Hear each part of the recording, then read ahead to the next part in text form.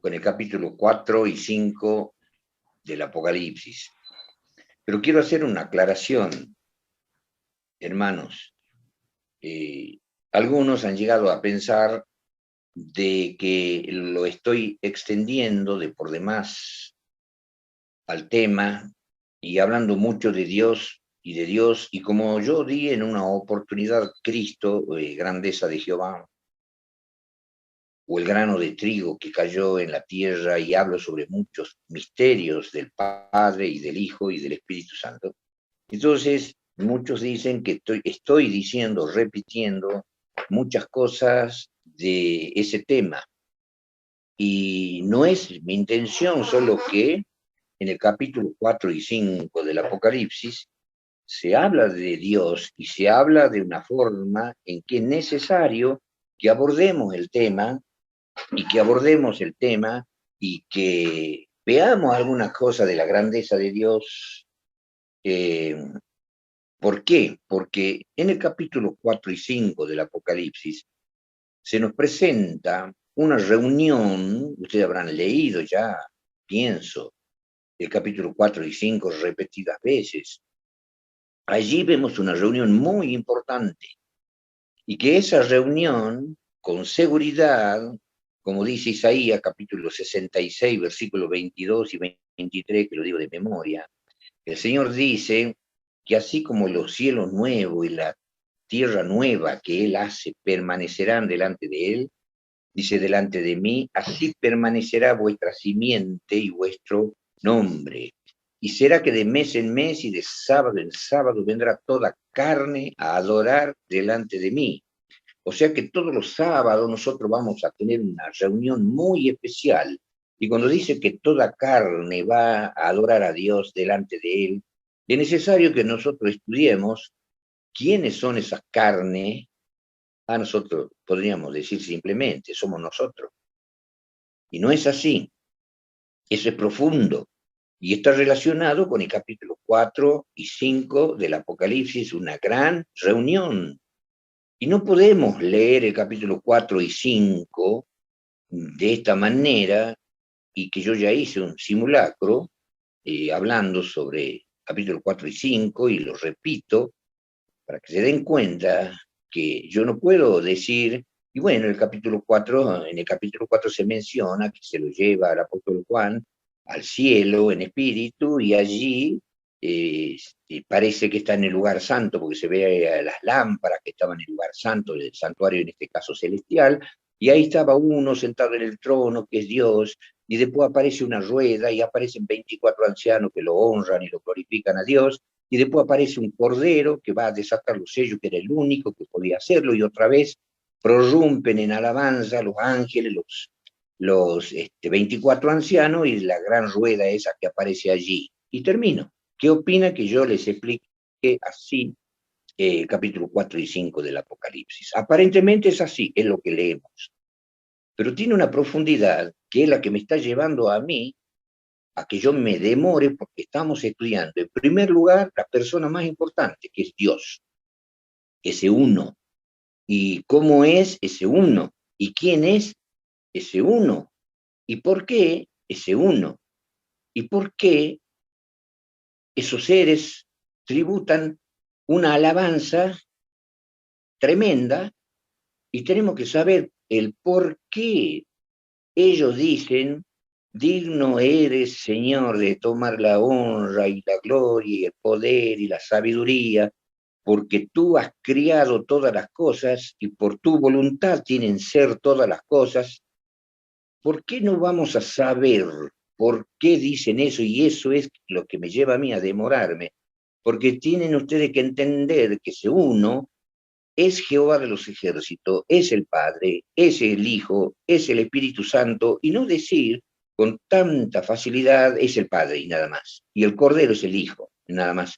No, tenemos que estudiarlo bien al uno, que es lo más importante de esa reunión, y luego también tener que estudiar quiénes son esos asistentes, cómo son esos asistentes. Tenemos que saber quién es la rueda, por qué la rueda, qué quiere decir la rueda, qué quiere decir los 24 ancianos. Y tenemos que saber quiénes son los ángeles. Pero ¿quiénes son los ángeles? ¿Y quiénes van a ser los ángeles en el futuro? ¿Y por qué los ángeles tributan las alabanzas de la manera en que nosotros las leemos? Todo eso vamos a saber y es necesario que terminemos primero con Dios y después vamos a entrar a estudiarlas a las criaturas que están allí presentes y por qué esas criaturas alaban de la manera que alaban. En una palabra, no podemos quedarnos sin saber con un relato corto como yo le hice en el simulacro, en la introducción de este tema. No es que yo me voy a eternizar con el tema divinidad y que algunos han llegado a pensar de que yo lo estoy haciendo largo al tema y estoy hablando de Dios y de Apocalipsis, nada. Estoy detenido, ¿no, hermano? Primero vamos a explicar bien sobre esta reunión, la vamos a conocer y cuando yo termine de la exposición, ustedes se van a dar cuenta que era necesario si querían saber todo. Y si no querían saber todo, o más o menos, yo lo hacía mucho más corto. Yo trato de hacer que sepan todo y compartirles a ustedes todo lo que yo sé de esa reunión. Y después de eso, sí, vamos a entrar a estudiar el capítulo 2, las 7 iglesias, el capítulo 3 sobre las 7 iglesias, iremos al capítulo 6 sobre los sellos, y después iremos capítulo 7, 8, 9 y así iremos avanzando. Pero tenemos que terminar con esta reunión que es estos versículos, así como nos hemos detenido mucho en el capítulo 1, descubriendo muchas cosas que había querido decir el 1, el 4 y el 5 también es así. Es una presentación del Todopoderoso y de los seres que lo asisten y lo alaban y hay una razón y hay un porqué muy profundo. Bueno, y ahora entramos a otra faceta para que vean ustedes de Dios. Hemos estudiado que Dios tiene una gran gloria, todo con palabras humanas, ustedes traten de trabajar con la imaginación de una forma sobrenatural, hasta donde les dé la imaginación. Dios es tremendo, grandísimo, terrible, como dicen los profetas, terrible su gloria, terrible su ira, hermanos. Horrenda cosa es caer en manos de Dios vivo. Cuando lo provocamos a Dios, se enciende el furor de su ira y así como se goza en bendecirnos, se goza en castigarnos. Y lo dice el libro de Deuteronomio, lo dice el profeta Moisés, inspirado por el Espíritu Santo. Pero miren esas facetas del Señor, que tiene brillo. Y bueno, el brillo no es como yo me pueda imaginar, superior, brillo, resplandor, colores como yo no me pueda imaginar, truenos, relámpagos, y cuántas cosas majestuosas y que habitan una luz inaccesible, que lo que se ve de él es lo que él permite que se vea, porque si no nos fulmina, su gloria nos fulmina. Entonces, él gradúa su gloria y su majestad y su visibilidad. Él la gradúa cuando él quiere hacerse visible. Pero el apóstol Pablo dice que el Dios con todo lo que él es habita en lo invisible. Por eso el sabio Salomón dijo que Dios había dicho que él estaría en la oscuridad. Sería invisible. Y con más razón ahora, por razones del pecado, como dice Isaías, vuestros pecados han hecho división entre Dios y vosotros. El pecado nos separó de Dios, pero si nosotros lo tuviésemos que ver como muchas veces apareció en el Antiguo Testamento, el Señor siempre veló su gloria. Y el que apareció, y que lo podemos leer mucho en el Antiguo Testamento, es el ángel de Jehová, se le llama a Cristo. Y cuando hemos leído en el libro de Jueces, cuando aparece el ángel de Jehová, el ángel de Dios, y no sabían ellos quién era, y tenía un aspecto terrible que nunca ellos se podrían haber imaginado, y estaban asustados, y después entendieron que era el ángel de Jehová, y cuando dicen que era el ángel de Jehová, después lo llaman Jehová y lo llaman Dios, y que hemos visto a Dios y vamos a morir, porque ya Dios había dicho, no me verá hombre y vivirá. Entonces, es verdad, nadie, ningún hombre lo puede ver y vivir, pero él vela su gloria, y entonces apareció el ángel de Jehová, y esa era la parte de Jehová que siempre lo leemos, que el ángel de Jehová iba en la nube, cuando iban los israelitas caminando, y el ángel de Jehová los cubría con la nube de los rayos del sol, y lo cubría también de noche con fuego. y veían toda la columna de fuego, y ese era el ángel de Jehová, una parte visible de Jehová, porque Jehová es totalmente invisible a toda criatura creada, y también lo creado, así sean las galaxias, no soportan la gloria de Dios, ninguna cosa de la naturaleza, si no es que Dios controla su gloria. Y en algún momento puede ser que les dé un tema, ¿no? Conversando, como charlando, con algunos temas, con algunos versículos, perdón, que muestran la graduación, cómo Dios siempre graduó su presencia. Y en el capítulo 6 del Apocalipsis lo vemos a Dios brillar de tal manera que aún los querubines, que son ángeles poderosos, majestuosos, con 6 alas, tenían que cubrir sus pies porque no soportaban, como dijimos, los caminos de Dios son tan santos y perfectos que pareciera ser que les afectaba a ellos su caminar, y no su caminar literal, sino su caminar espiritual, como dice la Biblia, que debemos guardar su mandamiento, andar en su camino, y el andar en su camino no significa que tenemos que poner un zapato especial, o que no tenemos que poner una sandalia, ¿no? Tenemos que entender que es el caminar de forma simbólica, los mandamientos, observancia de los mandamientos de Dios. Entonces los ángeles tenían 6 alas, los querubines, con 2 tapaban sus pies, con 2 volaban, pero con 2 se cubrían su rostro. No soportaban la gloria de Dios, aún siendo ellos ángeles y querubines. Entonces, por eso lo estamos estudiando al uno. Y en el uno había una gran majestad que todos los seres que estaban allí podían soportar esa gloria y alabarlo. Pero ¿qué estaba haciendo Dios? Velando su infinita infinitud en todo lo que nos imaginamos y no nos podemos imaginar de lo que es Dios. Bueno, es un resumen. Y habiendo visto a Dios así, ahora ese terrible Dios que brilla con resplandor, y que si nosotros lo llegásemos a ver, y me detengo un poquito acá, cuando Dios descendió en el Sinaí, Dios ha dado unas instrucciones, si ustedes se acordarán, hizo que se ponga una valla con una distancia X del monte de Sinaí. Y dijo que ningún animal toque esa valla, porque animal que toque esa valla se lo debía matar. Los hombres no se tenían que arrimar, y hasta le prohibió a los hombres tener relaciones sexuales. Pero ¿por qué si en Primera de Corintios 7 las relaciones sexuales con el hombre con la mujer y la mujer con el hombre, o sea, el matrimonio, es una relación bendecida?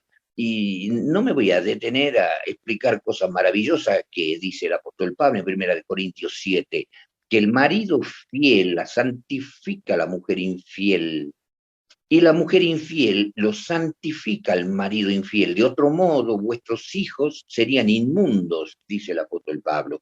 Entonces, cuando habían gentiles que se convertían, y entonces en el matrimonio el marido se convertía, pero la mujer no, Dios no les prohibía, no los mandaba, y el apóstol Pablo lo está diciendo, que el hombre convertido no la despida a la mujer. Dios no mandaba que la despida a la mujer. ¿Qué sabes tú, oh hombre, si no la convertirás a tu mujer? Si ella quiere habitar contigo, no la eches, no la despidas. Y entonces, en una relación sexual de un hijo de Dios con Espíritu Santo, con una gentil que habrá creído en Chemo, en Dagón o en Astarot, no había problema, porque el marido se convirtió. Entonces, al tener sexo, el hombre la santificaba a la mujer, de tal manera que el hijo que nacía en una mujer gentil no conversa, quedaba santificado el hijo, y nacía limpio por amor al Hijo de Dios, y viceversa. Si la mujer se convertía y el marido no, y entonces tenían sexo, inmediatamente la mujer santificaba todo lo que venga del marido, porque de otro modo su hijo sería inmundo. Y Dios, por amor a la mujer convertida, hacía que quede santificado el hijo. Entonces ahí es donde Pablo dice, el marido fiel la santifica a la mujer, y la mujer fiel lo santifica al marido infiel. Pero ustedes dirán, ¿y para qué traigo yo esto? Para mostrarles a ustedes cómo algo que era tan santo, que un hombre fiel la santifica a la infiel, y la mujer fiel lo santifica al infiel, en una relación sexual, cuando Dios tenía que bajar al monte de Sinaí, Dios les prohibió que con días de antelación no tuviesen sexo, porque si no lo iba a matar. Y pongámosle que estemos nosotros en matrimonio y entonces tengamos sexo y le desobedezcamos a Dios y Dios quiera matarnos y le digamos, Señor, perdóname, hagamos de cuenta, ¿no? Pablo dice que el marido fiel la santifica a la mujer infiel y la mujer fiel lo santifica al marido infiel y en este caso los dos somos hebreos. Así que los dos somos santos y hemos tenido sexo y acá habla de santificación. ¿Por qué me vas a destruir? Y Dios va a decir no, porque de acuerdo a cómo yo me presente, lo limpio se hace inmundo. Y de eso tenemos varios textos en la Biblia que tendríamos que estudiarlo como graduación de la presencia de Jehová. Entonces, en el monte de Sinaí, su gloria fue de tal manera que los israelitas se morían de miedo, no soportaron más que los 10 mandamientos y dijeron, basta, basta, tú, Moisés, habla con Jehová y que Jehová te diga a vos las cosas, nosotros no aguantamos. Y Dios le dijo, bueno, le encantó a Jehová que le teman de esa manera. Y dijo, ojalá me temieran y me obedecieran, y me obedeciesen. Y les dijo, como un buen padre, ¿no? Qué cariño, vete y dile que se vayan cada uno a sus casitas, cada uno a su tienda. Y ellos contentos, desesperados, porque no soportaban semejante gloria de nuestro querido y hermoso Jehová. Pero cuando Él se manifiesta con cierta gloria, no se lo soporta y se fueron cada uno a su casa. ¿Y qué escucharon? Solo los 10 mandamientos. Y Moisés se quedó 40 días y 40 noches hablando con Jehová. ¿Y qué dice el libro de Hebreo? Que temblaba Moisés. ¿Se acuerdan? Se moría de miedo. Tan terrible cosa era, dice el apóstol Pablo, que él estaba muerto de miedo y temblando. ¿Se imaginan ustedes el mismo Moisés que estaba preparado por Dios? Dios tiene que haberlo, cuando lo vio a él muerto de miedo y temblando, aún siendo un profeta especial. ¿Por qué era un profeta especial? ¿Se acuerdan ustedes por qué era un profeta especial? Cuando María habló mal y Aarón hablaron mal de Moisés. Entonces Dios la dejó leprosa a María. Y entonces cuando se arrepiente María y bueno, viene Dios, ¿qué le dice?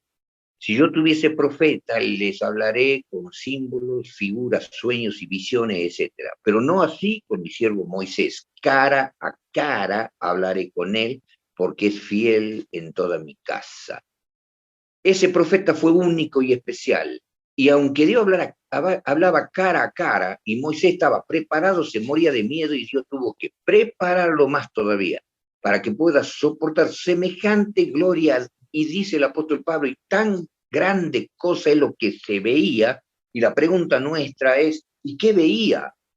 ¿Qué veía de Dios para que se muera de miedo y Dios tenga que trabajar con su poder para que ese cuerpo y ese espíritu maravilloso de un hombre como Moisés pueda soportar, porque aún no podía soportar semejante gloria?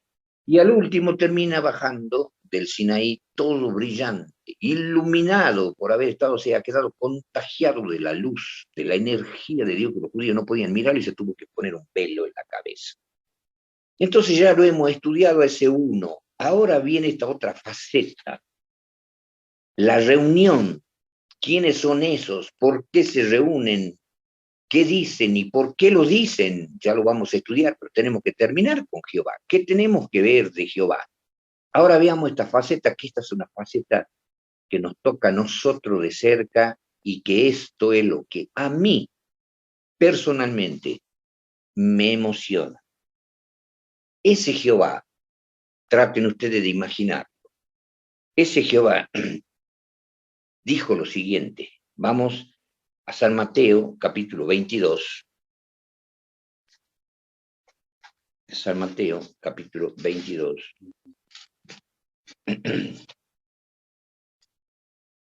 Y en los versículos 37 al 40, el Señor Jesucristo dice lo siguiente. 37 al 40.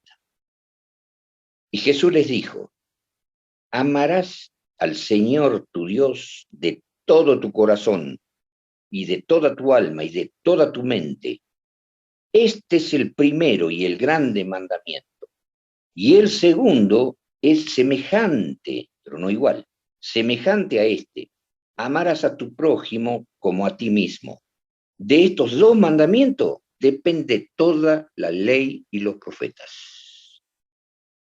Qué cosa maravillosa. Debemos amarlo a Dios con todo nuestro corazón, con toda nuestra mente, con toda nuestra alma, fuerza, con todo. Este es el primer mandamiento. Y el segundo es semejante, pero no igual. Amarás a tu prójimo como a ti mismo. Y del amor depende toda la ley. Es como dijo el sabio Salomón. ¿Qué dijo el sabio Salomón? En Eclesiastés, en el capítulo 13, si no me recuerdo, no, capítulo 14, versículo 13 y 14. El fin de todo el discurso oído es este. Teme a Dios y guarda su mandamiento. Teme a Dios, bien, y guarda su mandamiento. El fin de todo el discurso, entonces agarramos la Biblia y la levantamos. El fin de todo discurso oído es este. Teme a Dios y guarda su mandamiento, porque esto es el todo del hombre. ¿Y Jesucristo no es el todo? No, es que si nosotros no guardamos la ley de Dios, no podemos nosotros, pillines, irnos a Jesús y decirle, Señor, Jesús, perdona todos mis pecados, mientras tanto yo estoy cometiendo un montón de pecados de los cuales no me arrepiento. Eso no es la forma de invocar a Jesús. Es como dijo el apóstol Pablo en Timoteo, apártese de iniquidad todo aquel que invoca el nombre de Jesús. No es cuestión de decirle a Jesús, perdona mis pecados mientras yo estoy envuelto en el pecado. Tiene la persona o el Hijo de Dios o el pecador tiene que arrepentirse. Entonces se cumple lo que dice el Proverbio capítulo 28, versículo 9, donde les digo de memoria para que no lo hagamos tan largo al estudio. Y entonces dice, el que aparta su oído para no oír la ley, su oración también es abominable. Entonces, si yo soy un cristiano pillín y tengo un pecadillo, un pecado acariciado, y no lo abandono, yo no puedo decirle a Jesús, Señor, perdona mis pecados. Cuanto más quizá le diga, Señor, tené misericordia, paciencia, no me castigué, ayúdame, quiero abandonar y Dios verá la misericordia que tiene y cómo hará para librarme del pecado, o corregirme, o cambiarme, o hacerme diferente. Pero si yo tengo un pecado acariciado y no guardo la ley de Dios, el que aparta su oído para no oír la ley de Dios, su oración es abominable a Dios. Y entonces vamos a los versículos 13 y 14, y entonces dice, el que encubre sus pecados no prosperará.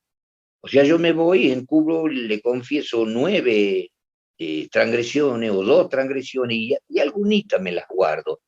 El que encubre entonces sus pecados no prosperará. Y el que los confiesa tampoco, porque el versículo dice el que los confiesa y se aparta. Noten eso, no debemos olvidarnos como hijo de Dios. El que se encubre no prospera. El que lo confiesa y se aparta alcanzará misericordia. Y bienaventurados los que siempre andan temerosos. Pero los que endurecen el corazón y dicen, bueno, Señor, yo no puedo obedecer este mandamiento, yo no puedo cambiar, Señor, uno tiene que comprender. El que endurece su corazón y decide pecar, caerá en el mal. Entonces, el fin de todo discurso oído es este: teme a Dios y guarda su mandamiento, porque esto es el todo del hombre. Porque Dios traerá toda obra a juicio, la cual se hará sobre toda cosa oculta, sea buena o sea mala. Les dije todo de memoria. Entonces, de estos dos mandamientos, de amor a Dios y amor al prójimo, depende toda la ley. Porque Dios ha dado los 10 mandamientos en 2 tablas. ¿Y por qué las dio en 2 tablas? Porque en una tabla están los 4 mandamientos que tienen que ver con Dios. No tendrás dioses ajenos, no te harás imágenes, no tomarás el nombre de Dios en vano y guardarás el sábado. Son 4 mandamientos que le pertenecen a Dios. Y en la otra tabla están los otros 6 mandamientos: honra a tu padre y a tu madre, no matar, no robar, no adulterar, etcétera, etcétera. Son los otros 6 mandamientos. Por eso Dios los separó. Y entonces una tabla es amor a Dios y la otra tabla es amor al prójimo. Pero ¿cuál es más importante? Amarás al Señor Jehová tu Dios con todo tu corazón, con toda tu mente, con toda tu alma, con toda tu fuerza. Este es el primero y grande mandamiento. La primera tabla está por encima de la segunda tabla. La segunda es semejante a esta. Amarás a tu prójimo como a ti mismo. Bien, por eso el Señor resumió la ley en los versículos que yo acabo de mencionar. Ahora, ¿de dónde tomó el Señor Jesucristo esto que acabamos de leer? ¿A dónde? ¿De dónde? Vamos a Deuteronomio en el capítulo 6, y en Deuteronomio, en el capítulo 6, lo vemos a Moisés hablar primero de lo que dijo Jesús, después, pero entendiendo que cuando Jesús se hizo hombre, semejante al hombre. En Deuteronomio, en el capítulo 6, dice el Señor Jehová a través de la boca de Moisés. Capítulo 6, versículos 4 y 5. ¿Qué dice allí? Oye Israel, Jehová nuestro Dios, Jehová uno es, otra vez el uno, otra vez el uno. Jehová nuestro Dios uno es. ¿Y qué dice allí? Y amarás a Jehová tu Dios de todo tu corazón y de toda tu alma y con todo tu poder. Eso comprende a la primera tabla. Si yo lo amo a Dios, no tengo Dios ajeno. Si lo amo a Dios, no lo voy a provocar a celo con imágenes. Si lo amo a Dios, no voy a tomar en vano su santo nombre. Si lo amo a Dios, guardo su sábado, porque es su sábado que nos ha dado a nosotros. Ahora bien, si yo lo amo a mi prójimo, el prójimo más importante son nuestros padres. Honra a tu padre y a tu madre. Viene a ser los dioses, digamos, entre comillas, de los hijos. Honra a tu padre y a tu madre, no matar, no robar, no adulterar. Si lo amamos, no vamos a violar ninguno de sus mandamientos dedicados al prójimo. Y eso lo explica también el apóstol Pablo en 1 Corintios, capítulo 13. Habla de las tablas. Bien, pero ¿por qué yo me detengo? Porque viene el Señor y nos dice, amarás a Dios, y ¿saben a dónde está? Amarás a tu prójimo como a ti mismo en Levítico, en el capítulo 19, versículo 18. O sea que en el Antiguo Testamento estamos viendo que Dios habla de las dos tablas, y las tablas, una de ellas contenía el sábado, ¿no? La primera contenía 4, y la otra, los otros 6. Y ya lo decía el Antiguo Testamento y Jesús lo repitió en el Nuevo, y al hablar del amor o de los amores de las tablas, automáticamente estaba hablando de la vigencia del sábado. Entonces ahora veamos en Levítico, y en Levítico capítulo 19, Levítico capítulo 19, y en el versículo 18 encontramos el amor al prójimo. Dice así, no te vengarás ni guardarás rencor a los hijos de tu pueblo, mas amarás a tu prójimo como a ti mismo. Y acá viene la firma. ¿Cuál es la firma? Yo, Jehová. ¿Quién ha dicho amarás a tu prójimo como a ti mismo? Yo, Jehová. ¿Y quién ha dicho amarás a Dios sobre todas las cosas? Yo, Jehová. Es Jehová. La ley es de Jehová. Amor a Dios, 4 mandamientos, y amor al prójimo, 6 mandamientos. En las 2 tablas están los 10. Bueno, ahora, ¿por qué digo estas cosas? Porque yo quiero hacerles vivir lo siguiente. Ahí están los ángeles en esa reunión. Están los ancianos. Bueno, yo les digo que estaban los seres de otro mundo. No dice la Biblia, pero ya vamos a ver cómo, cuándo y dónde y por qué lo dice. Y estaban los 24 ancianos y vamos a saber quién eran los 24 ancianos, vamos a saber quién era la rueda. Pero todos estaban tributando alabanza a ese uno que ya lo hemos conocido con gloria, con relámpagos, con brillo, con colores, truenos, relámpagos y qué sé yo, cuántas cosas que cuando Moisés vio era tan grande lo que se veía, y mi pregunta es, ¿qué se veía? Que estaba temblando, muerto de miedo. Bueno, ese Dios, hermano, hay algo, yo le voy a decir y los voy a instar a ustedes a que piensen igual que yo. Estamos todos, nos imaginemos, en esa reunión.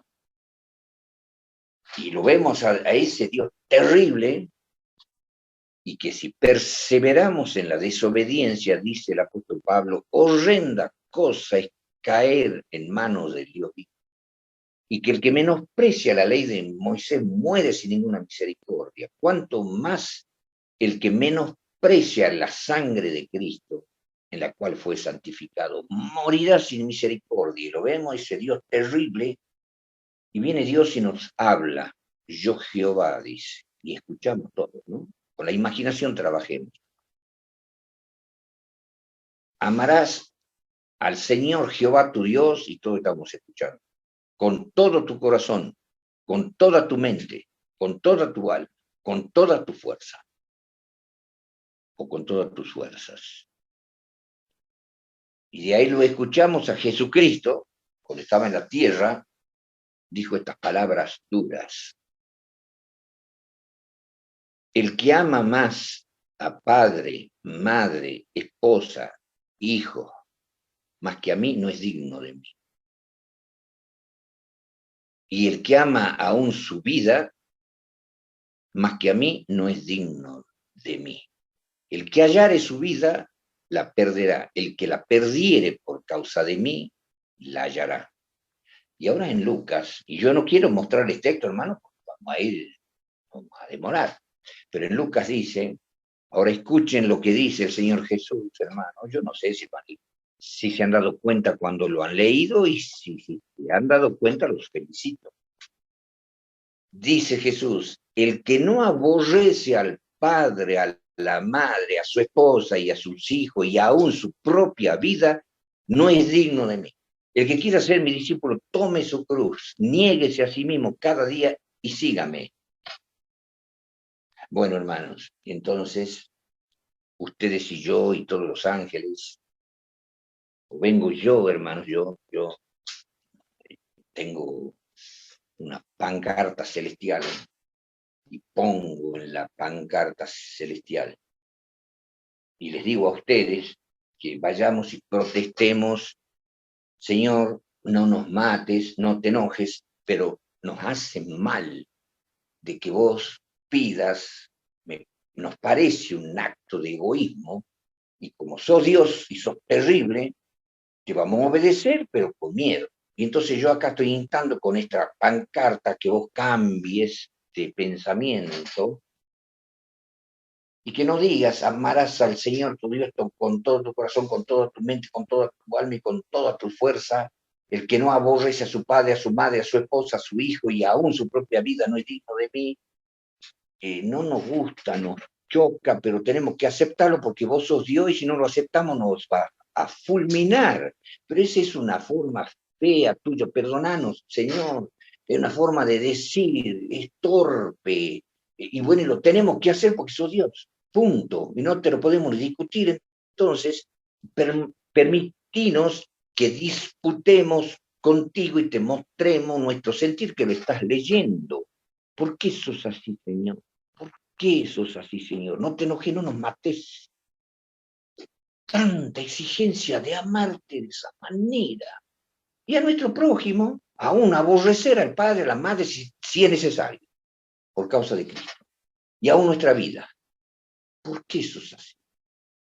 Ahora, hermanos, eso yo les digo porque si saben ustedes cuán bello es eso que ha dicho el Señor, por eso ahora estamos viendo la otra cara de ese uno.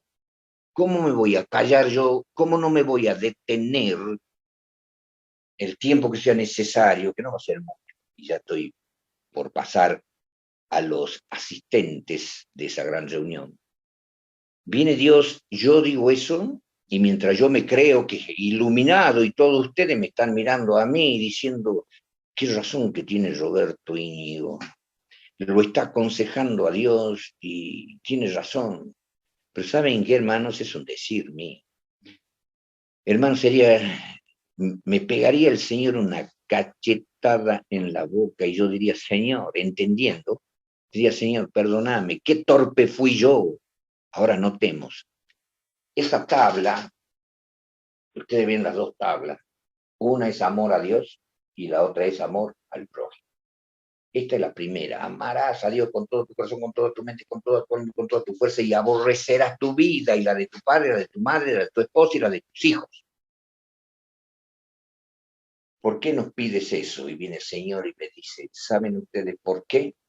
Ahora vamos a ver la tabla invertida. A esta que es del prójimo, que es semejante a esta, para el Señor, esta tabla de amor al prójimo va para acá. Y esta del amor a Dios va para acá. No sé si me pide la tabla invertida, así le llamo yo. El amor de las tablas invertidas. Y viene el Dios y me dice, ¿acaso yo no te he amado a vos con todo mi corazón, con toda mi mente, con toda mi alma y con toda mi fuerza? ¿Acaso no he aborrecido yo mi vida por causa tuya? Que si yo no pude morir como Dios, porque soy Dios y no puedo morir, me hice carne para matarme y dar la vida por ti. Y aunque no esté escrito en la Biblia, hermanos, es un hecho, son hechos de Jehová que están en una lógica. Alguien podrá decir, pero eso no lo leemos en la Biblia. No hace falta que lo leamos, hermanos. ¿Acaso no vemos los hechos? ¿Qué hechos? Entonces venga a la memoria San Juan 3:16, que supongo que todos lo saben. De tal manera amó Dios al mundo que ha dado a su Hijo unigénito para que todo aquel que en él cree no se pierda, mas tenga vida eterna. Ese versículo está demostrando lo que quizás muchas veces lo hemos leído y si lo hemos entendido, perfecto, los felicito. Lo leemos muchas veces y cada vez que lo leamos arroja una luz y otra luz. Una, saber quién es el Hijo que viene a morir por nosotros. ¿Quién es el Hijo que Dios amó, que lo ha dado a su Hijo? Y no es cuestión de que yo diga de tal manera, amé yo a Carlos, que lo he dado a otro, anda a morir por Carlos. Eso no sería amor de Dios. ¿A qué lindo es que el otro, Cristo, vaya y muera por nosotros? Y vos, Dios, es que Cristo era Dios, era la carne de Dios, la parte que podía morir de Dios. Pero de tal manera nos amó que Él nos ha superado, porque si Él nos pide a nosotros que lo amemos por sobre todas las cosas, tiene su razón. Él busca la reciprocidad. Él nos amó primero con todo su corazón, con toda su mente, con toda su alma, con todas sus fuerzas, y se aborreció a sí mismo en la carne. Y prefirió ser torturado, maltratado, humillado. Lo han escupido, lo han saherido, lo han clavado en una cruz y lo han matado. Y él murió por nosotros. Y no tan solo que murió, sino que bebió, cayó sobre él todos nuestros pecados. ¿Y qué creen ustedes que es o son nuestros pecados para él? Hermano, no hay punto de comparación. Si nosotros viésemos algo abominable, por así decir, una comida abominable, sucia, de lo más inmundo, que no se lo puede decir en una charla, en una conferencia, y que le dicen a ustedes un plato inmundo con una comida de lo más inmunda que puede existir y le digan, tomá y comé. Nosotros diríamos, no, por favor, y si no obligasen, sería vomitivo y sería una tortura comer. ¿Qué creen, hermanos queridos, que fueron nuestros pecados que cayeron sobre un Cristo que era Dios puro, hecho carne y tuvo que beber los pecados más sucios e inmundos, abominables nuestros? No hay punto de comparación de que venga Dios y cargue los pecados de un hermano de iglesia sobre mí. Y bueno, yo también soy pecador, hermanos, y muchas veces pecamos con gozo y nos sentimos la inmundicia, lo triste que puede ser, lo grave que puede ser un pecado. ¿Qué creen ustedes que significa el pecado de una sola persona para un Dios santo, puro, pero escuchen, hermano, infinitamente infinito? Porque nuestros pecados no lo sufre Dios como infinitamente finito, sino que infinitamente finito es en la carne para poder matar esa carne, que nuestros pecados lo maten a Él en esa carne, y el verbo se hizo y nadie lo puede discutir. Dios verbo, y el verbo era Dios, y Dios era el verbo, y ese verbo se hizo carne. Y esa carne absorbe no el pecado de uno, sino de toda una humanidad arrepentida. Y el Señor tiene que soportar semejante inmundicia en una dimensión infinita, vez infinita que es Él. Pero Él se hace que es infinitamente finito, que es el ángel de Jehová, el Hijo de Dios, el Cristo, que sale de Dios para ponerle el pecho a todas las inmundicias que lo maten a él. Y Dios lo siente como Dios infinita vez infinita, pero lo mata al Hijo.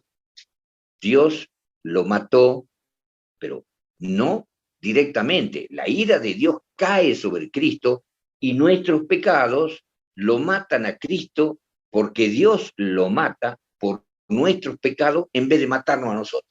Entonces nos amó de tal manera Dios que Dios dice, lo amaré a mis hijos con todo mi corazón, con toda mi mente, con toda mi alma, con toda mi fuerza, y aborrezco mi vida por amor a toda esa humanidad que grita, perdóname, Señor, sálvame, Señor. Y Dios dice, ¿cómo te puedo perdonar y salvar? Y bueno, solamente que me haga yo carne, por eso hay que tener mucho cuidado cuando hablamos del Hijo, que el Hijo es así, que el Hijo es asá. Bien ha dicho el Señor que nadie sabe quién es el Hijo en profundidad. Y ese Hijo absorbió la inmundicia terrible de nuestros pecados. Y no nos amó Él primero por sobre todas las cosas. Y a Él, ¿cómo se amó? Como Él mismo. No notan ustedes, hermanos, las tablas de la ley invertida y no hay un amor de ese Dios glorioso, lleno de resplandor, de gloria o de ira frente al hombre que desprecia la sangre y semejante sacrificio de Cristo. Se enciende la ira de Dios terriblemente por el desagradecimiento de esa criatura. Por eso Jesús dice, pero de forma recíproca, el que no aborrece, en la palabra, como lo hice yo, a su padre, a su madre, a su esposa, a su hijo, y aún su propia vida no es digno de mí. Yo he aborrecido mi vida y la he dado por ustedes y ustedes todos pecadores. ¿Qué han hecho ustedes por mí? ¿Qué hemos hecho nosotros por Dios, hermanos queridos? Nada. Por eso dice el apóstol Pablo que nuestra obediencia es una obligación, no es merced, es deber, es obligación guardar los mandamientos. Y guardamos los mandamientos y ¿qué? Le vamos a mostrar al Señor, mira qué bonito que somos. Si aún para que valga nuestra obediencia, primero Cristo tiene que perdonarnos y limpiarnos. Si Él no nos perdona y no nos limpia, nuestra obediencia no sirve tampoco para nada. Porque tiene que haber primero deshacimiento del pecado para que tenga valor mi obediencia. Y aunque yo obedezca, eso no lo calma a Dios, digamos, en el dolor que le hemos dado en Cristo Jesús. Y el Cristo Jesús, la carne, está hacia atrás tan ligado al infinito, infinito Dios, que lo ha hecho sufrir al infinito, infinito Dios con todos nuestros pecados que cayeron sobre el infinito, finito Hijo de Dios. No sé si me Hermanos, nosotros somos terribles, no valemos nada de nada. Y entonces vamos a leer unos versículos del amor de Dios. Primera de Juan, capítulo 4, versículo 8. Primera de Juan, capítulo 4, versículo 8.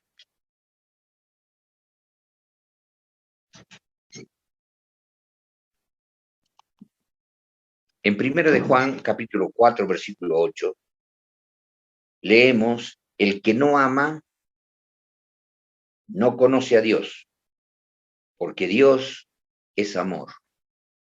¿Cómo es ese Dios que brilla, que tiene colores, relámpagos, truenos, que tiene una majestad terrible que asusta? Asusta. ¿Cómo será si su ira cae sin mezcla de misericordia sobre nosotros? Él es amor. Todo lo que Dios tiene está dado en una dimensión infinita, a veces infinita. Y el amor de Él es infinito por infinito y demostrado a nosotros en su infinito finita, que es el Cristo. Yo soy la puerta. Hacia atrás de Jesús está la infinito infinita. Hacia adelante de Jesús está la infinito finita, que viene a ser toda la creación, tanto las galaxias como las cosas animadas e inanimadas, los animales, bueno, y los seres humanos. Dios es amor. Y Él nos amó primero y nos amó por sobre todas las cosas. Tenía el derecho de pedirnos a nosotros: amarás al Señor tu Dios con todo tu corazón, con toda tu mente, con toda tu alma y con toda tu fuerza, y aborrecerás tu vida y la vida de cualquier ser querido. Sí tenía razón, porque Dios aborreció, por así decirlo, la vida de su propio Hijo. Por eso dice: el que ni a su propio Hijo perdonó, antes le entregó por todos nosotros. ¿Qué creen que es eso, hermano querido? Amor, un amor inenarrable, inexplicable. Y entonces leemos en 1 de Juan, capítulo 4, versículo 10, y en el 10 dice: y en esto consiste el amor. Y ahora escuchen, hermanos, no que nosotros hayamos amado a Dios, sino que Él nos amó a nosotros y ha enviado a su Hijo en propiciación por nuestros pecados. Él nos amó primero, hermano. Desde la eternidad nos amó primero. Y ahora veamos el versículo 19. Nosotros le amamos a Él porque Él nos amó primero. O sea, Él nos amó primero y nos ha dado el Espíritu para que le respondamos, seamos recíprocos y que valoremos y seamos agradecidos de un amor inenarrable del Señor. Vamos a ver ahora nosotros eh, en Romanos, en el capítulo 5, Romanos capítulo 5. En el capítulo 5 dice el apóstol Pablo lo siguiente. Capítulo 5, vamos a leer los versículos 8, 9 y 10. Versículos 8, 9 y 10. En el capítulo 5, versículo 8 dice el Señor: mas Dios encarece su amor o su caridad, dice algunas versiones. Dios encarece su amor para con nosotros. ¿Por qué? Porque siendo aún pecadores, Cristo murió por nosotros. Él encarece su amor. ¿Y cómo no lo va a encarecer? ¿Cómo no lo va? Dios, en su razonamiento, lo valora a su propio amor, porque es lo máximo, y Dios se pone contento con su propio amor. Y Dios, aunque sufrió, se pone contento de haber dado la vida por nosotros. Entonces Él encarece su amor para con nosotros, porque siendo aún pecadores, el Señor Jesús murió por nosotros. Y entonces dice Romanos, en el capítulo 5, ahora, y en el versículo 9, luego mucho más ahora, justificado en su sangre, por Él seremos salvos. Y escuchen, ¿de qué cosa seremos salvos? De la ira. Acá vemos una cosa diametralmente opuesta, como de Oriente y Occidente. Dios encarece su amor para con nosotros porque, siendo nosotros pecadores, Cristo murió por nosotros. Luego, mucho más ahora, justificados en su sangre, por Él seremos salvos de la ira. Eso es lo que no quería Dios, que su ira caiga sobre nosotros. ¿Pero sobre quiénes? Sobre los que se arrepienten, trabajo del Espíritu, y le claman: Señor, salvame, trabajo del Espíritu. Pero si el hombre llega a decir: Señor, perdóname y sálvame, yo dice: acá estoy. Y entonces somos salvos de la ira infinita vez infinita, por un amor infinita vez infinito, que ha preferido sufrir.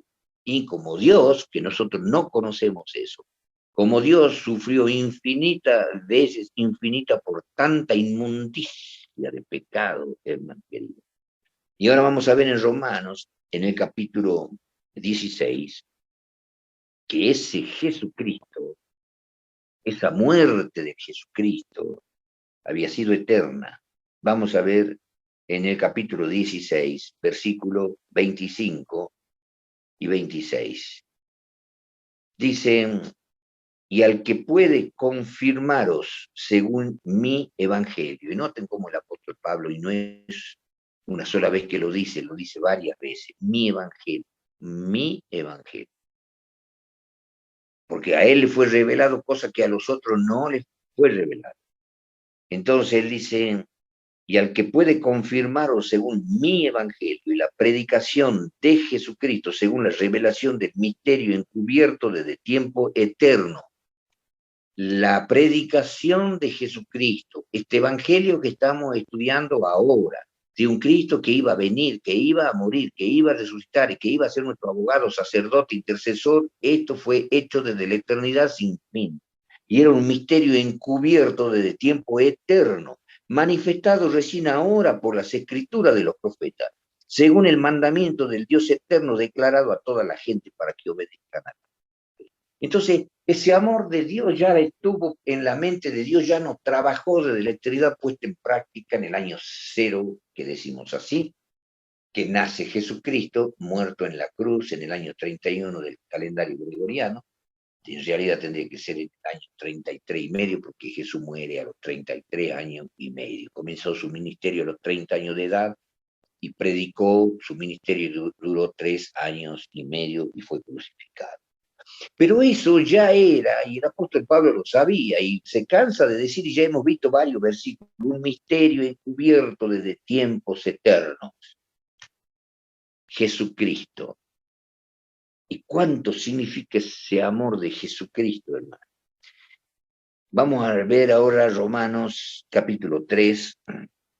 Vamos a ver cuán bonitos somos los seres humanos. Romanos capítulo 3, versículo 10 al 12. Capítulo 3 de Romanos, versículo 10 al 12. Dice así: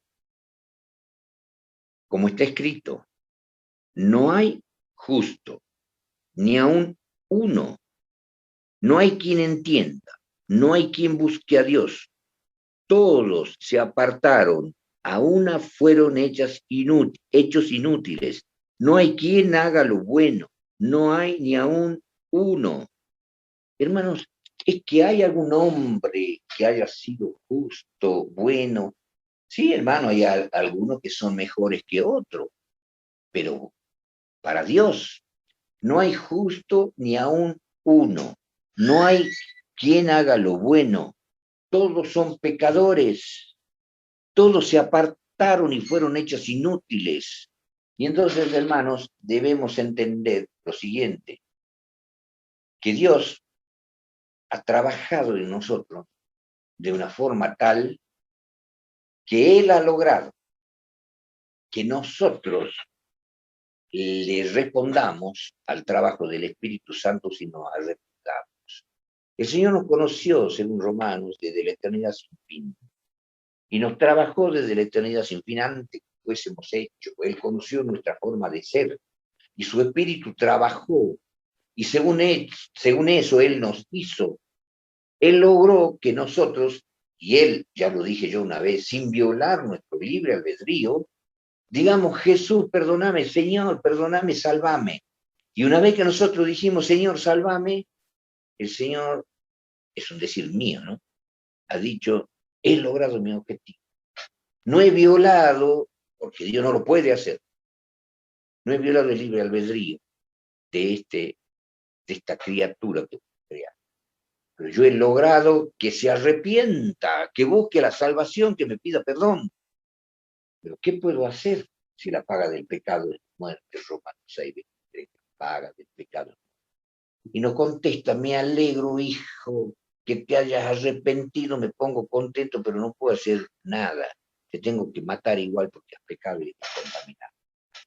Y eso no ha dicho Dios. Nos amó de tal manera que Dios dijo: ¿qué me estás diciendo? Sálvame, perdóname. Y Él se pone contento: no he violado el libre albedrío, pero mi trabajo inteligente y sabio del Espíritu ha provocado que éste me diga: perdóname y sálvame. Y no me quedo aquí. En la paga del pecado es muerte y yo me mato. Como Dios no puedo morir, me hago carne y me mato yo. Y completó su plan de salvación, y después Jesucristo. El Evangelio de Jesucristo desde la eternidad sin fin, un misterio, donde Dios ya nos perdonó, dice, desde la eternidad. ¿Y qué dice el libro de Romanos? A los que antes conoció, a estos llamó, a los que llamó justificó, a los que justificó salvó, y los redimió, y los glorificó y los hizo hijos. Y ahora viene a ejecutar con Cristo lo que ha hecho desde la eternidad sin fin. Y las criaturas fueron haciendo. Y dentro de las criaturas que Dios iba a hacer, iba a haber un montón de gente que iban a decir, Señor, ahora me arrepiento. Bueno, ahora no. Bueno, ahora sí. Ahora no. Y terminan apostatando. Y entonces el Señor también murió por ello, por las dudas pueda salvar a Satanás y a los ángeles, sabiendo que no se iban a arrepentir, y se estuvo muy largo y profundo sobre eso. Le dio lástima al Señor y dijo, esto lo voy a hacer ángeles. Y lo voy a hacer que estén al lado mío y jamás conozcan el sufrimiento ni el dolor, sino solo las riquezas celestiales, mi amor, me puedan ver, por así decir, palpar hasta donde se pueda palpar a Dios. Y ellos fueron ingratos, eligieron el pecado, la inmundicia, la roña del pecado, la maldad, todo lo que pueda, todos los sinónimos que podamos mencionar y que tenga que ver con la inmundicia y la abominación del pecado. Pecaron y se rebelaron encima contra Dios, el Dios que es amor. Pero a Dios le ha dado lástima y lo hizo ángeles. Pero no los puede salvar porque ellos no se arrepintieron. Y a los seres de otros mundos y a los ángeles, hermanos, ¿qué pasó con los seres de otros mundos? A ver, veamos. Job, capítulo 4, versículo 16 al 18. Job, capítulo 4, versículo 16 al 18. Fíjense lo que dice el libro de Job. 4, 16 al 18. Dice, sin leer otros textos que habla de las visiones nocturnas y sueños y qué sé yo, que tuvo el personaje. Dice, versículo 16 al 18, se paró un espíritu, otro dice fantasma, delante de mis ojos, cuyo rostro yo no conocí, y quedo, o duro, oí que decía, ¿si será el hombre más justo que Dios? No, por favor. ¿Si será el varón más limpio que el que lo hizo? Por supuesto, decimos que no. Versículo 18. He aquí que en sus siervos no confía, porque le fallamos a Dios, no servimos. Y ahora note, y notó necedad en sus ángeles. Otra versión dice tacha en sus ángeles. Otra versión dice defecto en sus ángeles. O sea que el Señor también los salvó a los ángeles. Fue un trabajo del Espíritu de Dios que los hizo conocer el mal.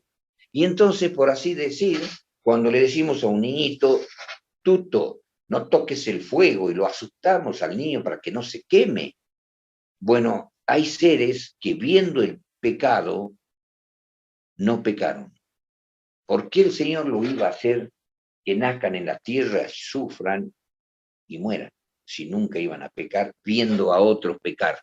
Entonces los hizo ángeles porque nunca iban a pecar viendo a otros pecar. Y los seres de otros mundos también vieron lo que es el pecado y no pecaron por ver lo que es el pecado, y más cuando después se desarrolló el pecado, más quedó afianzada su fidelidad.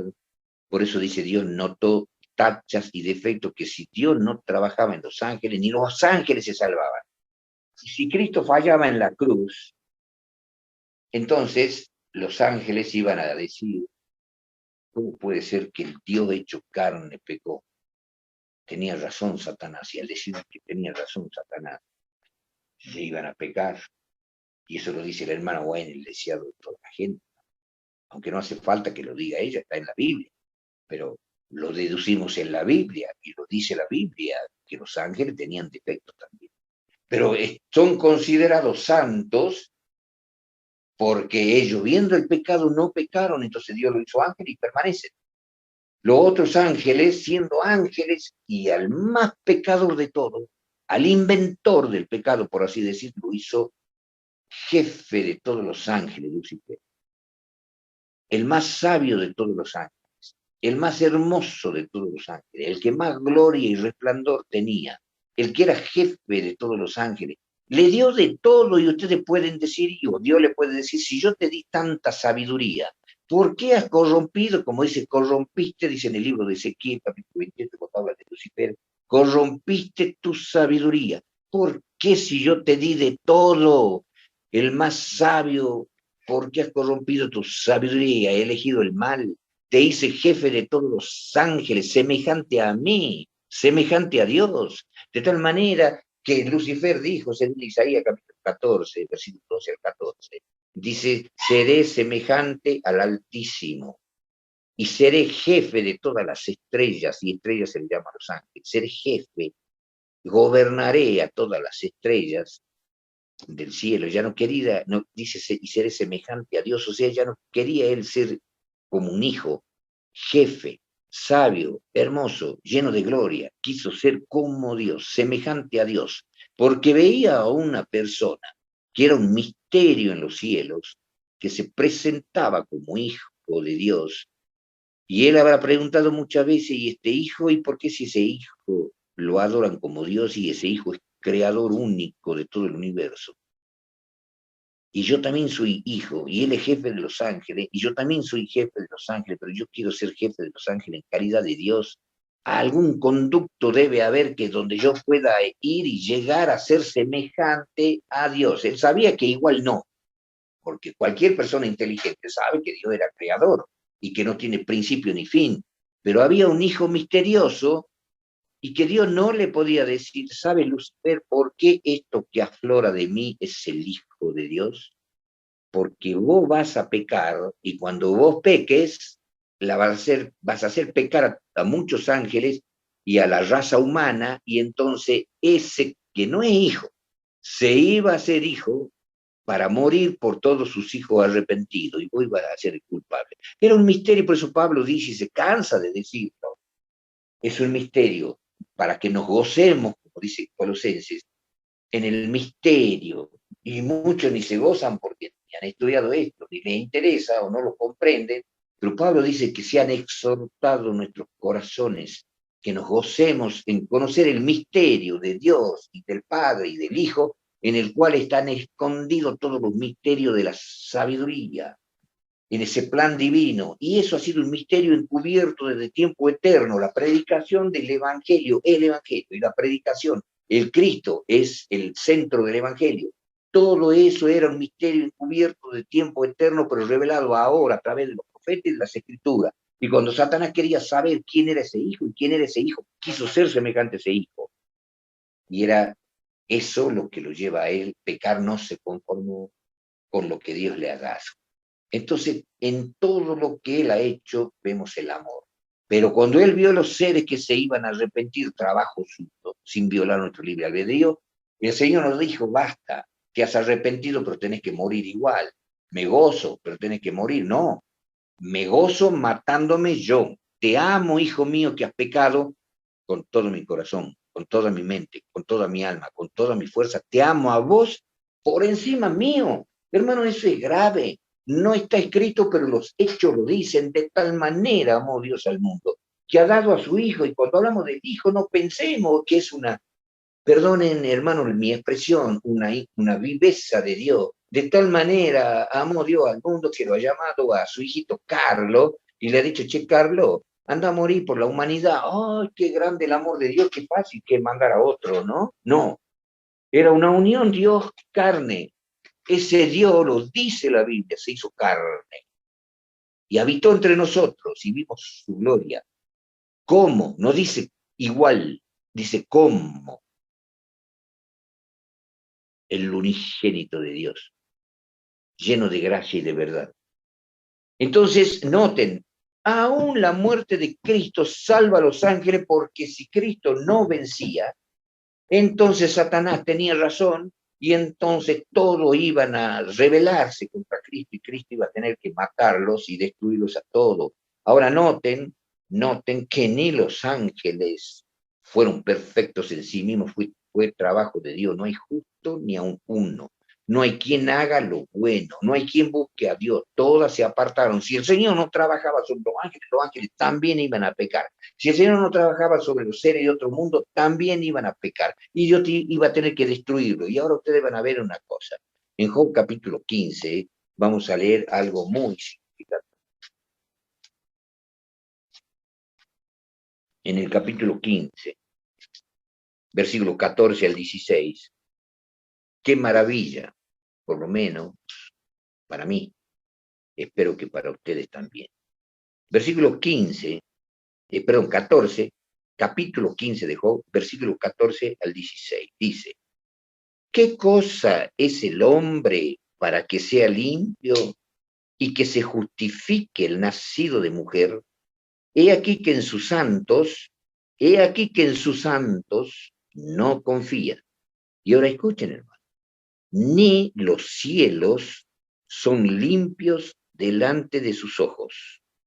¿Cuánto menos el hombre abominable y vil que bebe la iniquidad como agua? Hermanos, ni el cielo es más limpio que el que los crió. O sea que toda la creación, frente a un Dios infinitamente infinito, limpio, hace una creación, pero la creación es inferior a él. Es decir, que el sabio Salomón dice aquí que los cielos ni los cielos de los cielos que pueden contener, el Señor es superior a la infinitud finita. No puede haber nada que sea infinito, infinito, porque solamente eso es Dios. Dios tiene toda su dimensión infinita, infinita. Pero la creación de Dios, frente a su limpieza, la creación no es limpia delante del que lo crió.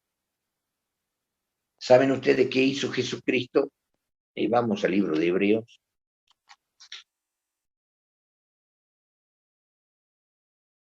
En el libro de Hebreos, en el capítulo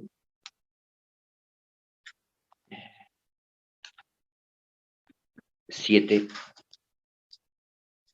cuando habla de Cristo como sacerdote y de los muchos versículos que hablan de la muerte de Cristo y de la sangre de Cristo que limpió y que limpió, dice en el versículo 26.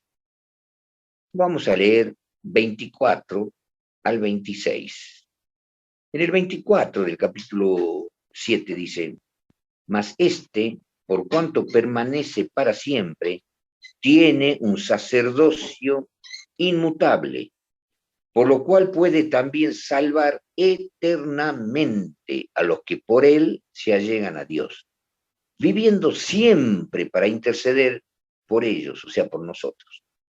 Pero ahora, hermano, escuchen, porque tal sumo sacerdote nos convenía, santo, inocente, limpio, apartado de los pecadores y hecho más sublime que los cielos. He aquí que los cielos no son limpios delante de Dios. Y Jesucristo hecho hombre demostró ser tan santo, aceptado por una infinita infinitud, inocente, limpio, más limpio que los cielos, ¿no? Apartado de los pecadores y hecho más sublime que los cielos. El Señor Jesús, hermanos, y no está escrito, pero es una lógica, el Señor Jesús limpió todo, limpió a todos los seres pecadores, aún a los ángeles que no pecaron, los justificó, trabajando para que no pequen, pero fue trabajo de Dios. Y si fue trabajo de Dios, entonces Dios notó defecto en sus ángeles y la muerte de Cristo justifica la existencia eterna de los ángeles y de los seres y otros mundos. Y la sangre de Jesucristo limpia a toda la criatura creada. Y la sangre de Jesucristo limpio más que todas las cosas y más sublime que los cielos, que toda la creación, el Señor hasta la creación la limpió para que sea aceptada o aceptable al sentir o a la infinitud infinita de santidad y de limpieza que tiene Dios. No hay nada creado que no tenga inmundicia.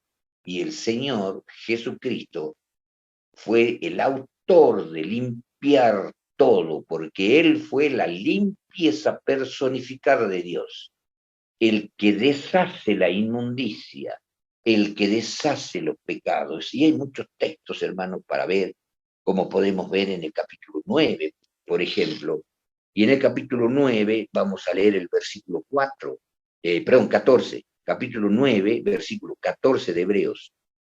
Dice, cuánto más, o leeríamos el versículo 13 para que veamos una comparación extrema que no vale nada. Porque si la sangre de los toros y de los machos cabríos y la ceniza de la becerra rociado a los inmundos santifica para la purificación de la carne, y ahora viene el versículo en cuestión, cuánto más la sangre de Cristo, el cual por el Espíritu eterno se ofreció a sí mismo sin mancha a Dios, limpiará vuestras conciencias de las obras de muerte para que sirváis al Dios vivo. Por supuesto, hermano, no vamos a discutir que Cristo vino a morir por el pecador, eso está dicho en todo el Evangelio, por así decirlo, ¿no? Y la sangre de Cristo nos limpia de todo pecado, pero es que el Señor también limpió todo lo contaminado por sus criaturas contaminadas, que fueron ellos también limpios.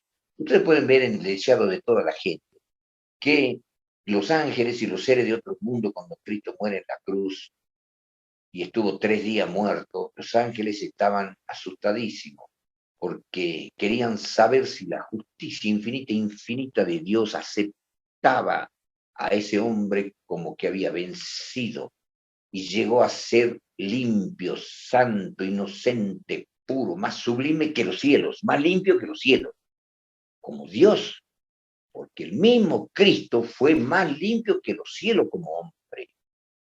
Una limpieza aceptada por la infinita infinitud del Dios omnipotente. Y ahora noten que la sangre de Jesucristo era una sangre especial, era una sangre divina. ¿Cómo es esa sangre? Cuánto más la sangre de Cristo, el cual por el Espíritu eterno, ¿qué tenía esa sangre, hermano? Espíritu, el Espíritu Santo eterno estaba en esa sangre, que nos dice que el Espíritu Santo lo hizo sombra en el vientre de María, por lo tanto lo que nacerá, lo santo que nacerá será llamado Hijo de Dios. El Espíritu de Dios le hizo sombra y lo santo, que significa apartado, separado del cuerpo en forma misteriosa. Hizo un trabajo y en ese Cristo había una sangre de Espíritu Santo eterna con un poder que no tenía la sangre de los toros y de los machos cabríos, una sangre poderosísima para limpiar, hermanos, una sangre poderosa de Espíritu Santo eterno para limpiar. ¿Y cómo era su carne? Era también puramente divina, porque esa carne divina era la que tenía que absorber nuestros pecados para podernos limpiar. Y ese cuerpo y esa sangre ha limpiado a todo el universo, hermano. Y voy a avanzar un poquito, no sé exactamente cuánto tiempo me queda, no quiero aburrirlo, pero vamos a ver en Miqueas capítulo 5, versículo 2, y lo vamos a leer otra vez, y vamos a ver cómo los versículos, cuando se los lee de nuevo, asociándolo con otros, cómo arrojan luz y más luz y más luz. Y entonces vemos que en Miqueas capítulo 5, Miqueas capítulo 5, dice en el versículo 2, algo que ustedes lo han leído, ya lo hemos comentado en la charla anterior. Versículo 2 dice, mas tú, Belén, Éfrata, pequeña para ser en los millares de Judá, de ti me saldrá el que será Señor en Israel, y sus salidas son desde el principio, desde los días, desde los días, ¿cómo? Desde los días del siglo. En el original hebreo quiere decir eternidad, o día de los siglos, o por los siglos de los siglos. Y dice principio. Y ustedes saben que el Señor, cuando se presentó a Juan, le dijo, yo soy el primero y el postrero, el alfa y el omega, y el principio y el fin. Y este versículo está hablando de las salidas de Jehová. porque lo infinito, infinito del Dios invisible, como dice Dios, habita en una luz inaccesible, aquí ninguno de los hombres ha visto ni puede ver. Dios aflora, y ese Dios que aflora, que es la imagen del Dios invisible, lo dice Pablo, no lo dice Pablo, no lo dice Roberto Hito, lo dice Pablo en Colosenses. ¿Quién es Cristo? La imagen del Dios invisible. Y bueno, vamos a hacer una aclaración, hermanos.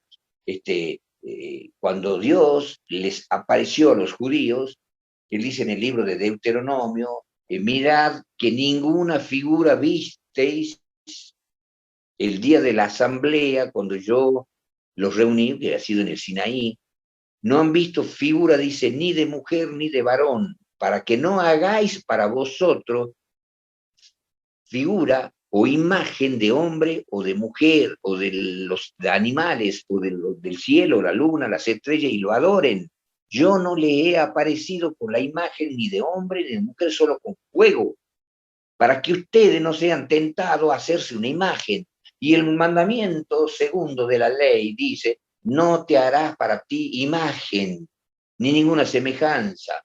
Y entonces nosotros estamos adorando la imagen, y el apóstol Pablo dice en Colosenses capítulo 1, que Cristo es la imagen del Dios invisible, y que por él fueron criadas todas las cosas que están en los cielos, que están en la tierra, visible, invisible, sean trono, dominio, principado, potestad, de todo fue criado por él, para él, y en su carne habita la plenitud, infinita, infinita, de la deidad, de la divinidad.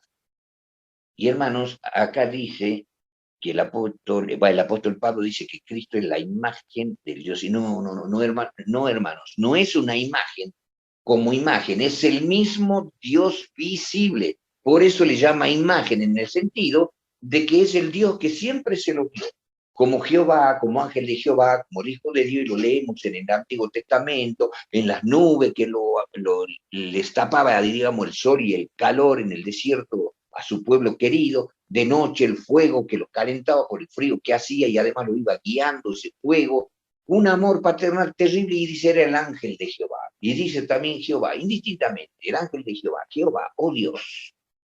Entonces, Cristo es la parte visible, la imagen, en el sentido de que es el Cristo, es el Dios que se ve. ¿Y por qué digo esto, hermano? Porque es lo que sale de Dios. Y entonces el versículo, la profundidad de este versículo, que si lo hemos comentado, yo no quise detenerme en esta profundidad, y si ustedes se han dado cuenta, bueno, los felicito, hermano. Dice, tú, Belén, Efrata, pequeña para ser en los millares de Judá, de ti me saldrá el que será Señor, una de las salidas. Será el Señor de Israel, de todo su pueblo pecador llamado israelita. Y nosotros somos llamados también israelitas, sí, hermano, hay muchos textos que dicen que todos los que se bautizan en Cristo somos israelitas, y ya no somos más hijos de papá y de mamá, sino somos hijos de Dios, hijos de Abraham y herederos de todas las promesas, y hemos sido bautizados en Cristo Jesús. Y entonces de ti me saldrá, hay una salida del Señor, diferente a esa otra salida desde los días del principio, desde la eternidad. O sea que el Señor salió desde la eternidad a hacerse visible, a crear a los ángeles, a crear las galaxias. Estuvo mucho tiempo. Cuando viene el pueblo de Israel, Dios le aparece muchas veces al pueblo de Israel, el ángel de Jehová, la parte visible, la imagen de Dios invisible, el Jehová visible, el creador de todas las cosas. Él es el que puede tocar la creación, porque si no fulmina su energía, fulmina todo. Es la parte dirigida, gobernable o gobernada por su sabiduría, su inteligencia, su poder, su misterio. Mi hermanos, tiene muchísima salida, el Señor no la podemos contar, ni la sabemos, desde los días de la eternidad, que sale de Dios, el que más tarde lo conocemos como Cristo. Y entonces, en este versículo que habla de las infinitudes de la salida de Dios desde el principio, que no tiene fin, ni el fin tiene fin para Dios. Dentro de todas esas salidas extraordinarias, ¿la ven, hermano? Y sus salidas son desde el principio, desde los días de la eternidad, de los siglos. Pero hay una salida especial que viene a ser la parte más importante, porque es la que salva a nosotros que somos israelitas y judíos por ser convertidos. Somos judíos espirituales, israelitas espirituales, y el apóstol Pablo decía clarito en Romanos capítulo 2, el último versículo, en Romanos capítulo 9 también, y en Gálatas capítulo 3, que no es judío el que es en la carne, ni la circuncisión es de la carne, sino en el espíritu. Si creemos en Cristo, somos todos hijos de Dios, no hay judío, ni griego, ni hombre, ni mujer, ni siervo, ni libre. Somos todos hijos de Abraham, herederos de la promesa. Entonces, hay una salida de Jehová, que es la de Cristo, dentro de toda la infinita salida desde la eternidad sin fin. Nos comenta este versículo que hay una salida donde será Señor de los pecadores que se arrepienten, de nosotros, hermanos, y aún de los ángeles, a quienes Dios impidió que pecaran, y de toda la creación que limpia Jesucristo.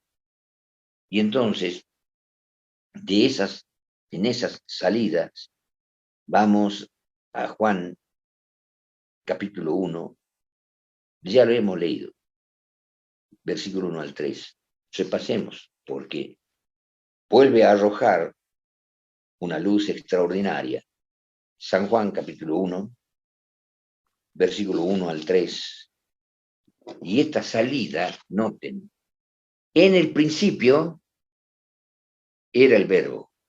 El verbo era con Dios, y el original griego dice, y Dios era el verbo. Este era en el principio con Dios. Todas las cosas por él fueron hechas, y sin él nada de lo que es hecho fue hecho.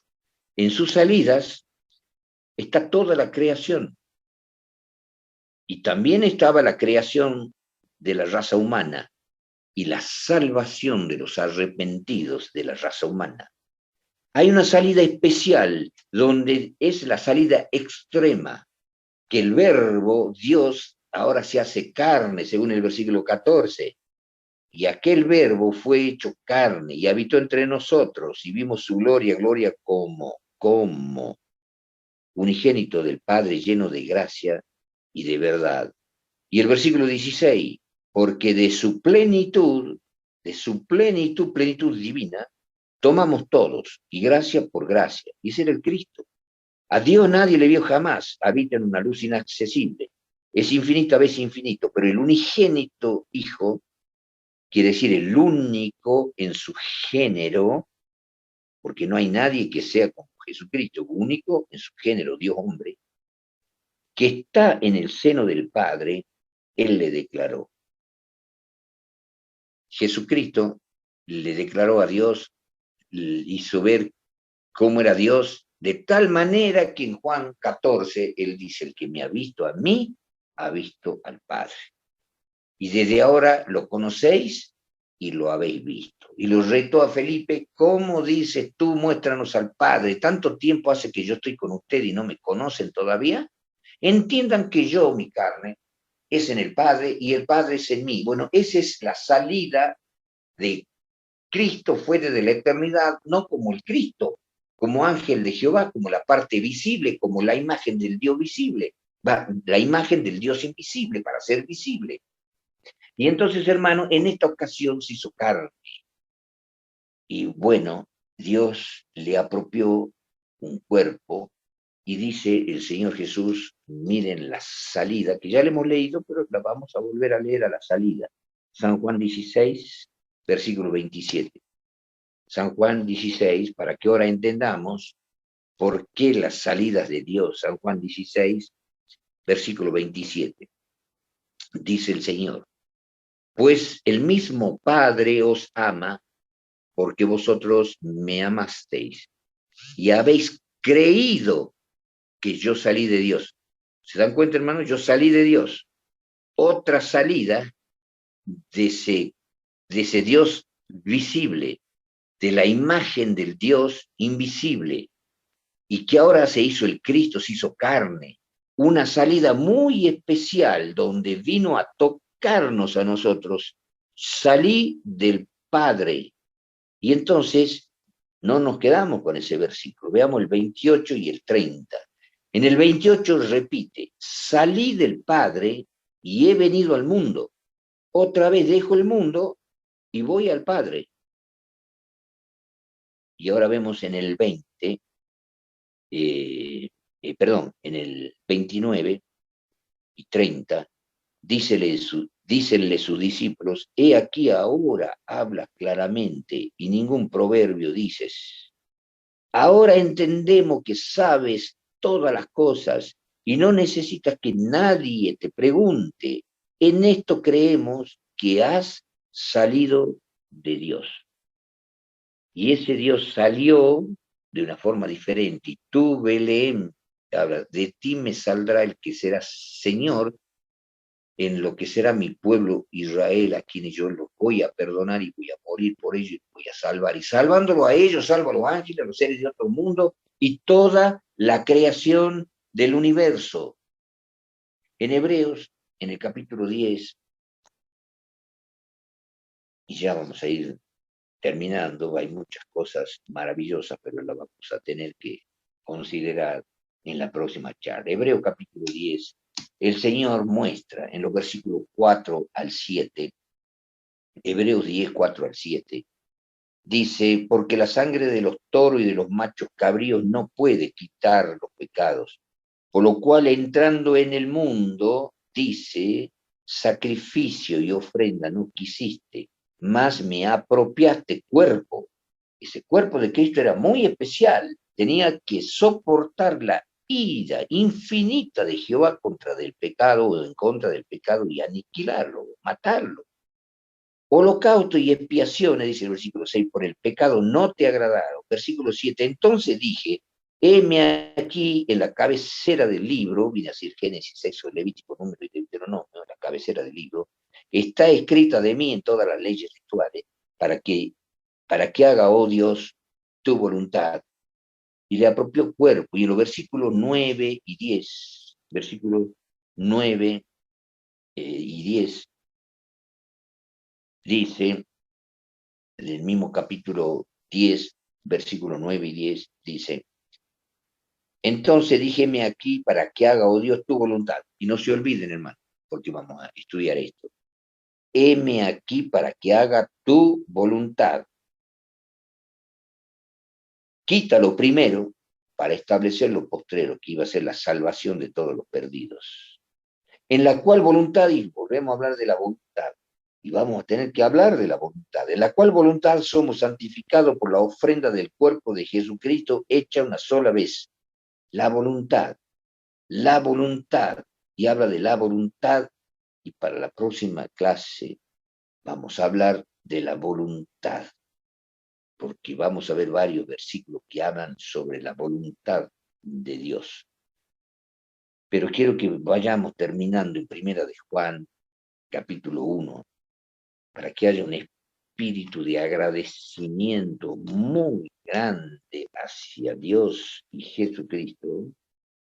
Dice en Primera de Juan, capítulo 1, versículo 1 y 2. Hermanos, esto es para masticar. El apóstol Juan dice lo que era desde el principio, y vuelve con la expresión principio.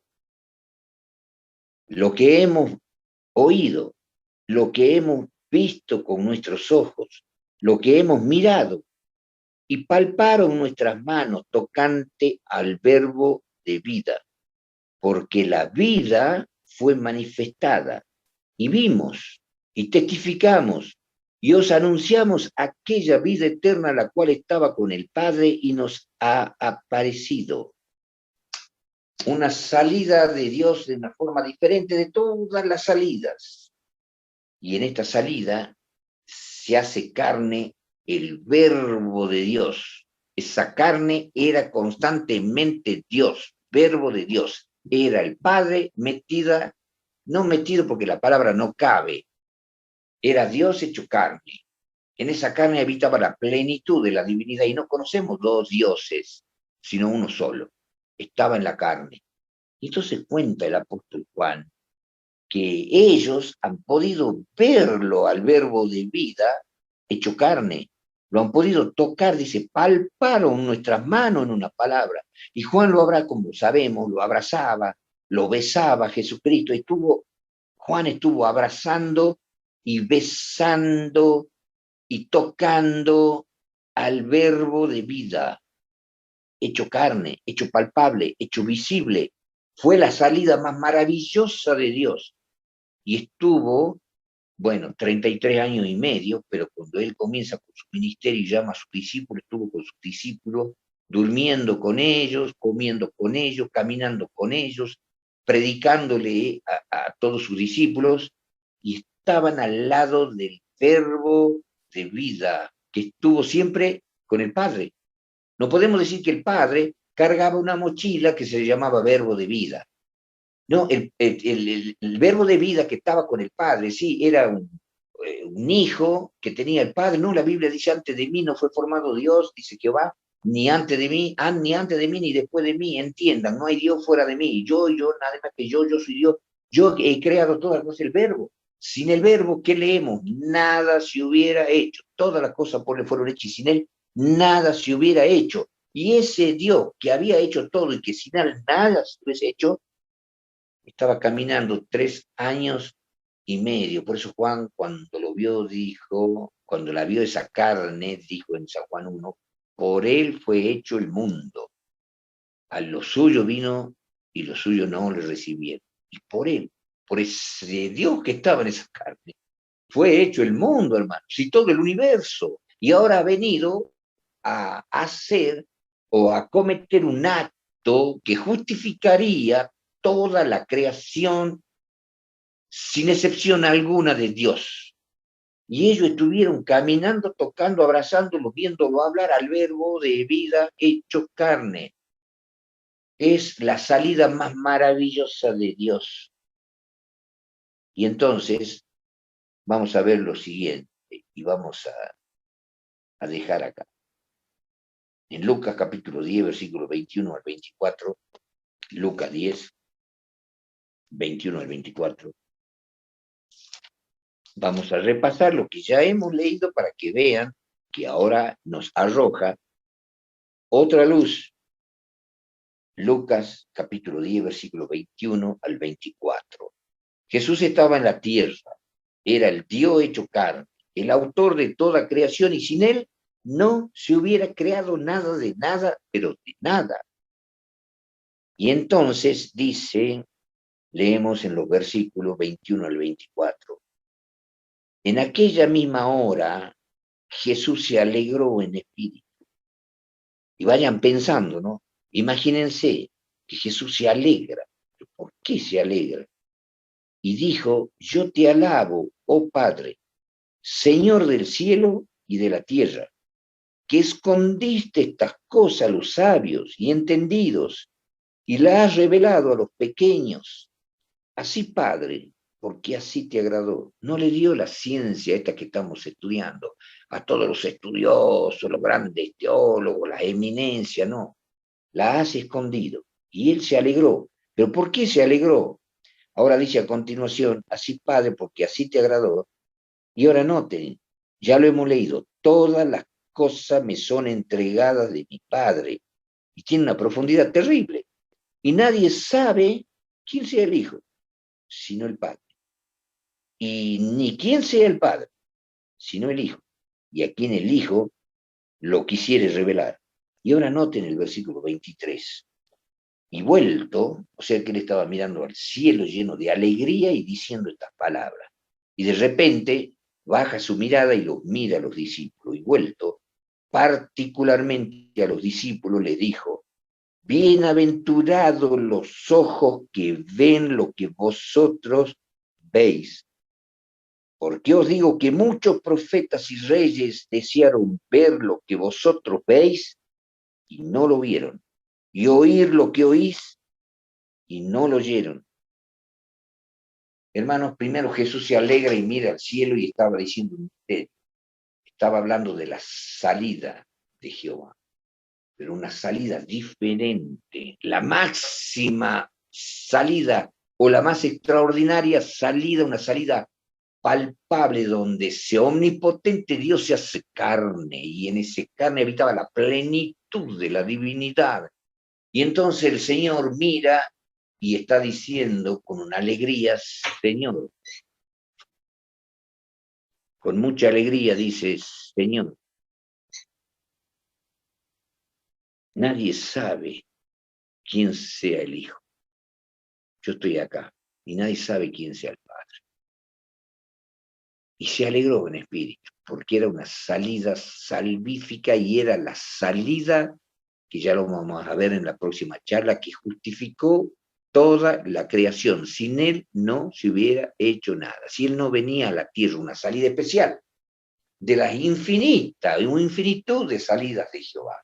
Esta era la especial, hacerse carne, el verbo de vida, lo tocaron los apóstoles, como dice Juan, lo pudieron abrazar, besar y han estado. Y entonces Jesús, cuando se alegra, les dice a los discípulos, bienaventurados los ojos que ven lo que vosotros ven. Yo soy el verbo de vida. Mi salida es la autora de toda la creación. Por mí van a ser salvos ustedes y la razón de todo lo creado.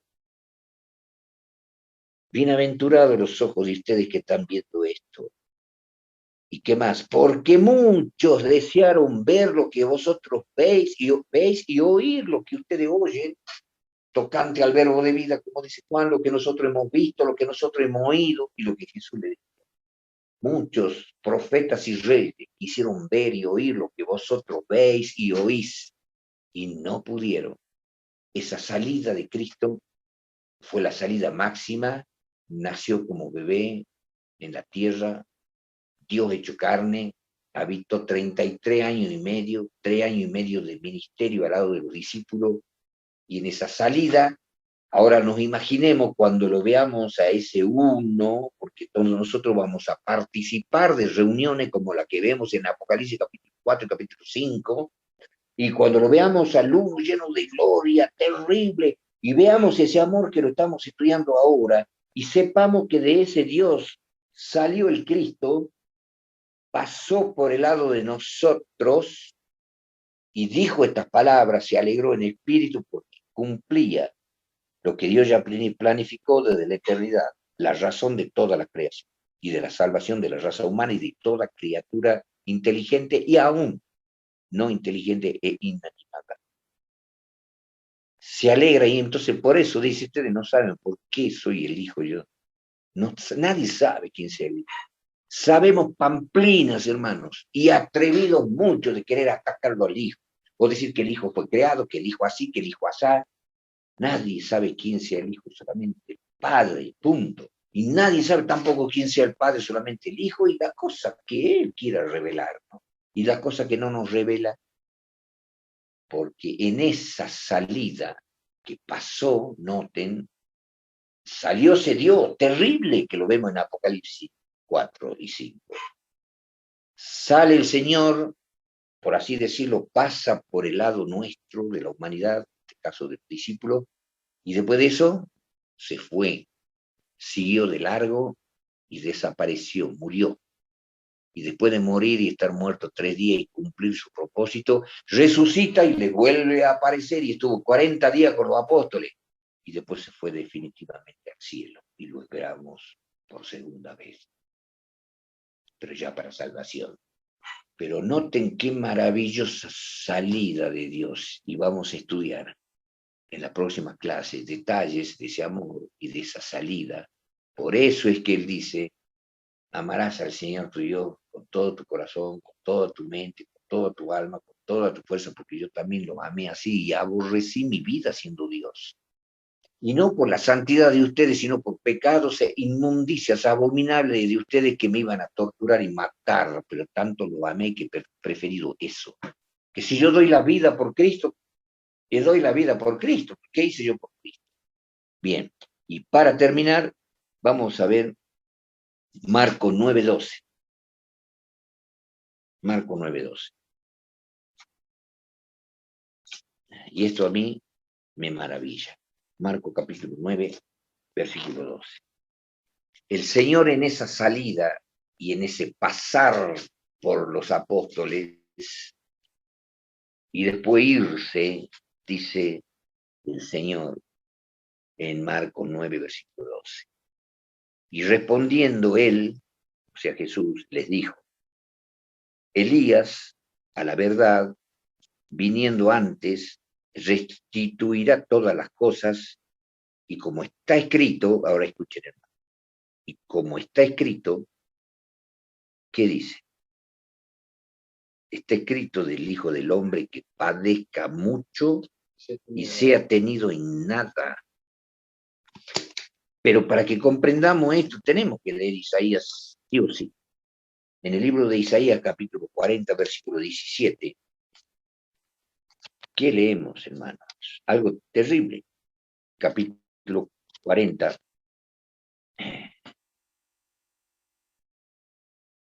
y el versículo 17.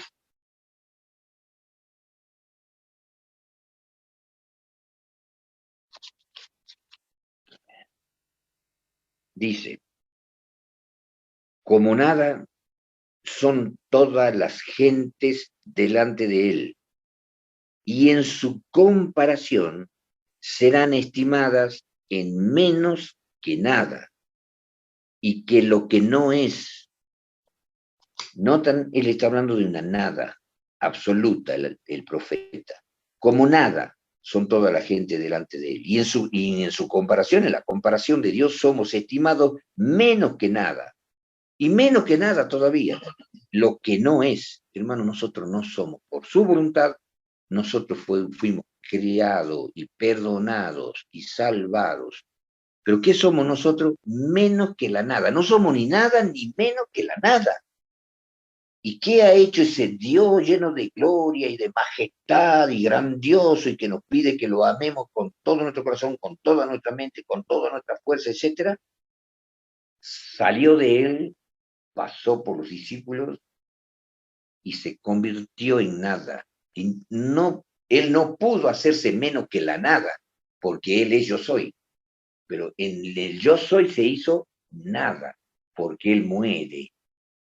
O sea que él sale de su gloria y su majestad con un amor inenarrable, pasa en los tiempos señalados por él hecho carne, la salida más importante, se va de los discípulos y muere en la cruz, y él dijo, es necesario que el Hijo del Hombre sea tenido en nada. Llegó hasta la nada. Ese Dios infinita veces infinito se hizo nada. Por eso lo justifica Dios esa nada, lo justifica Dios que sea lo que es, porque lo que ha hecho Él, siendo Dios infinita y siendo Él, se hizo nada, y nada ignominioso, torturado, vilipendiado, maltratado, torturado, crucificado, muerto, y cargando encima toda la inmundicia de los pecados de toda una humanidad arrepentida, y de lo que los ángeles podrían haber hecho si Cristo fracasó. Todo bebió el Señor.